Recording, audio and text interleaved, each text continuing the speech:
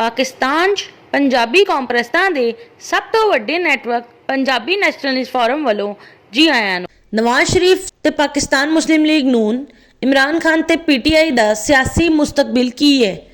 ਅਗਰ ਪਾਕਿਸਤਾਨ ਮੁਸਲਿਮ ਲੀਗ ਨੂਨ ਨੇ Pakistan people's party ਦੇ ਮੁਤਾਲਬਾਤ ਮੰਨਣ ਤੋਂ ਇਨਕਾਰ ਕਰਕੇ ਪਾਕਿਸਤਾਨ ਦੀ ਵਫਾਕੀ ਹਕੂਮਤ ਬਣਾਉਣ ਤੋਂ ਇਨਕਾਰ ਕਰ ਦਿੱਤਾ ਤੇ ਇਲੈਕਸ਼ਨ ਕਰਵਾ ਕੇ ਨਵਾਜ਼ ਸ਼ਰੀਫ ਨੂੰ 2/3 ਅਕਸਰੀਅਤ ਤੋਂ ਪਾਕਿਸਤਾਨ ਦਾ ਵਜ਼ੀਰ ਆਜ਼ਮ ਬਣਵਾਉਣਾ ਪਏਗਾ।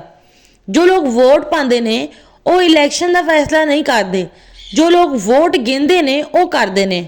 ਅਗਰ ਪਾਕਿਸਤਾਨ ਮੁਸਲਿਮ ਲੀਗ ਨੂਨ ਪਾਕਿਸਤਾਨ ਦੀ ਵਫਾਕੀ ਹਕੂਮਤ ਨਹੀਂ ਬਣਦੀ ਤੇ ਜ਼ਿਆਦਾ ਤੋਂ ਜ਼ਿਆਦਾ ਪੀਟੀਆਈ ਤੇ ਪਾਕਿਸਤਾਨ ਪੀਪਲਸ ਪਾਰਟੀ ਤੇ MQM ਮਿਲ ਕੇ ਵਫਾਕੀ ਹਕੂਮਤ ਬਣਾਉਣਗੇ, ਜੋ ਕਿ ਪਾਕਿਸਤਾਨ ਦੀ 60% ਆਬਾਦੀ ਪੰਜਾਬੀ ਦੇ ਓਪੋਜੀਸ਼ਨ ਕਰਨ ਦੇ ਵਜ੍ਹਾ ਤੋਂ ਪਾਕਿਸਤਾਨ ਦੇ ਅੰਦਰੂਨੀ ਮਾਮਲਾਤ 'ਚ बेकार ते खारजा मामलात च बेतौकीर हुकूमत होएगी।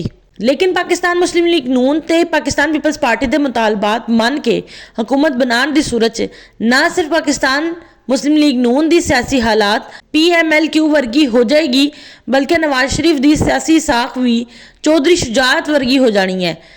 जिथे तक इमरान खान ते पाकिस्तान तहरीके इंसाफ की सियासी मुस्तकबिल का ताल्लुक है तो इमरान खान का मुस्तकबिल MQM के बानी अल्ताफ हुसैन वर्गा है, पीटीआई का मुस्तकबिल MQM वर्गा है।